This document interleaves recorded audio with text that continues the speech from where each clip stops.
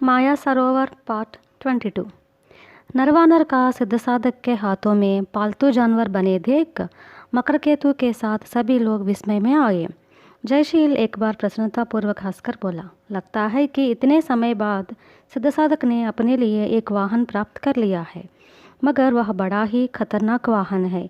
कृपाणजित को उस वाहन ने खूब सताया और सर्पस्वर को उठाकर भाग गया। हम समझ रहे थे कि वह मर गया होगा, पर न मालूम वह कैसे अपने प्राण बचा पाया है। मैंने ही सर्पस्वर को नरवानर से बचाया है। उसी के द्वारा मुझे मालूम हुआ कि तुम इस प्रदेश में पहुंच गए हो, मकरकेतु ने कहा। जयशील ने मकरकेतु को और आपाद मस्तक परख कर देखा, तब आश्चर्य भरे स्वर में कहा, अरे तुम तो नरवानर के हाथों में भयंकर घावों के शिकार हो गए थे। मुझे इस बात का आश्चर्य होता है कि तुम इतने शीघ्र कैसे स्वस्थ हो गए। मकरकेतु ने देवशर्मा की ओर इशारा करते हुए कहा, मैं पहाड़ों में एक स्थान पर मौत की घड़ियां गिन रहा था। इन्होंने अपनी चिकित्सा द्वारा मुझे बचाया है। जयशील की समझ में न आया कि अमरावती नगर का निवासी देवशर्मा, जो उसका बचपन का मित्र है तथा जुए के गृह में उसके साथ जुआ खेलता करता था, वह इस तरह अचानक कैसे वैद्य विद्या में दक्षता प्राप्त करके वैद्य देव बन गया है। फिर एक अपरिचित व्यक्ति की भांति उसने देवशर्मा को प्रणाम करके पूछा, महाशय वैद्य देव, क्या यह मंगलवर्मा आपका अनुचर है? देवशर्मा मुस्कुराकर गंभीर वाणी में बोला, मंगलवर्मा मेरा शिष्य है। इस वक्त मेरे यहाँ वैद्य विद्या में प्रशिक्षण प्राप्त कर रहा है। मंगलवर्मा भर भर के लिए अतिशय व्यर्थ के मारे कराह उठा।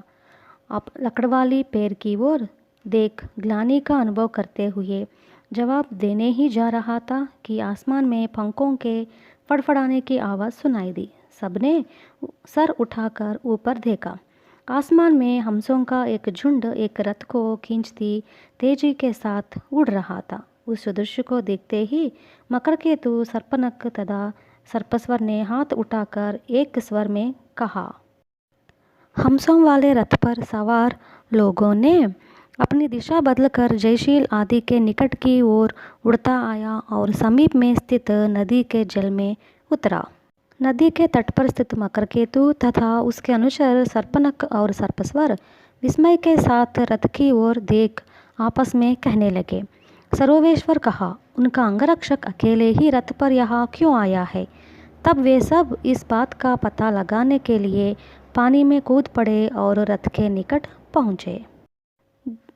जयशील देवशर्मा को आंख का इशारा करके मंगलवर्मा से कहा, लगता है तुम एक बार माया सरोवर हो आए हो। क्या मैं जान सकता हूँ कि यह बात सच है? वहाँ पर राजा कनकाक्ष के बच्चे कांचनवर्मा और कांचनमाला कैसे है? जल्दी बताओ, यह बात जानने की मेरी मन में उत्कंठा है। मंगलवर्मा ने कहा, ऐसे प्रश्नों का उत्तर मैं वैसे ही देना नहीं चाहूँगा, इसलिए मुझे वैद्य देवी की अनुमति चाहिए। उसी वक्त वहाँ पर जय महाकाल की चिल्लाते हुए सिद्ध साधक नरवानर पर आ पहुँचा। बोला, जयशील, तुम इत्मीनान से इन जल प्राणियों से बात कर रहे हो। उधर मकरकेतु और उसके अनुचर पक्षियों के रथ पर सवार हो भाग जाना चाहते हैं। विलंब न करो, हमें तत्काल उन्हें रोकने का कोई ना कोई उपाय करना होगा। सिद्ध साधक, चिंता न करो, यहाँ पर उनके 2 अनुचर जो है, मंगलवर्मा तो हमारे जान पहचान का है। ये बातें सुन देवशर्मा ने थोड़ा नाराज़ होकर कहा, सिद्ध साधक, लगता है तुम में विवेकशीलता की अपेक्षा उद्रेक ज़्यादा है। जानते हो मकरकेतु इस प्रदेश में जानबूझकर क्यों आया हुआ है? तुम्हें तथा तुम्हारे मित्र जयशील को माया सरोवेश्वर में ले जाने के लिए ही, समझे? वहाँ पर रहने वाले भयंकर जलवृक्ष राक्षस के अनुचरों के साथ तुम दोनों को लड़कर प्राणों के साथ बचना होगा। और कहा, हे शिष्य मंगलवर्मा, तुम इस बात का पता लगा लाओ कि हंसों के रथ पर माया सरोवर के बिना उनका अंगरक्षक क्यों है। मंगलवर्मा ने सर झुकाकर देववर्मा को प्रणाम किया और नदी की ओर चल पड़ा। उसके जाते ही जयशील ने देवशर्मा से पूछा, देवशर्मा, आप बताओ, माया सरोवर के द्वारा चुराए गए राजकुमार और राजकुमारी कुशल तो है ना? वे दोनों कुशल हैं। उनके अपहरण पर हिरण्यपुर के राजा दुखी हैं, पर उनका अपहरण करने के कारण माया सरोवर भी कम दुखी नहीं है, देव शर्मा ने समझाया। जयशील और देवशर्मा का वार्तालाप सुनकर सिद्ध साधक जय महाकाल की चिल्लाते नरवानवर पर से कूद पड़ा और कहा, जयशील, यह कैसी विचित्र बात है। आप दोनों के बीच क्या पूर्व परिचय था? यह बात तुमने अब तक क्यों छुपाई? जयशील ने सिद्ध साधक को धीमी आवाज़ में बात करने का संकेत करके कहा, सिद्ध साधक, यह देवशर्मा और मैं हम दोनों बचपन के मित्र हैं। यह बात मकरकेतु को मालूम नहीं होना चाहिए।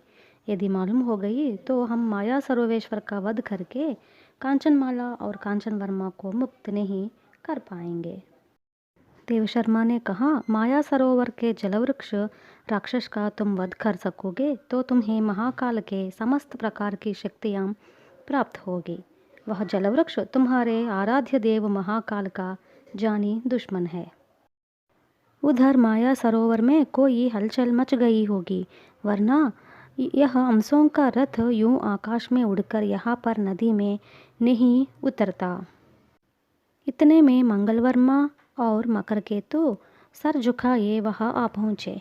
मकरकेतु ने आंखों में आंसू भरकर कहा, वैद्यदेव, अभी अभी 1-2 घड़ी पूर्व सरोवर में हंसों के साथ रथ पर जल विहार करने वाले माया सरोवेश्वर तथा उनके साथ रहने वाली राजकुमारी कांचनमाला को जलवृक्ष के अनुचर राक्षस अचानक जल में से ऊपर तिरकर आए और उन्हें बंदी बनाना चाहा।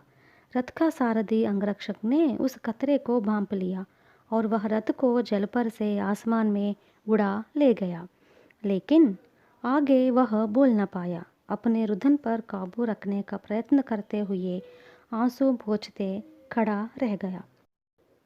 थोड़ा संभल कर कहा, वैद्यदेव, बड़ा ही अनर्थ हो गया है। हंसों का रथ आसमान में उड़ ही रहा था कि उस पर गीदों के एक दल ने हमला किया। हंस भड़क उठे और तितर बितर होने लगे। इस प्रयत्न में रथ उल्ट गया और इस कारण माया सरोवेश्वर और राजकुमारी खिसक कर इस महारण्य में कहीं गिर गए हैं। जयशील ने कहा, राजकुमारी कांचनमाला का उतनी ऊंचाई से नीचे गिरना और जीवित रहना असंभव है। सिद्ध साधक, आज तक हमने जो प्रयत्न किए वे सारे व्यर्थ हो गए हैं। इन शब्दों के साथ जयशील ने म्यान से तलवार निकालकर दूर फेंक दिया।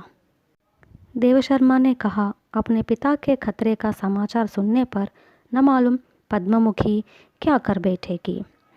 सिद्ध साधक ने कहा, आप लोग निराश मत होइए।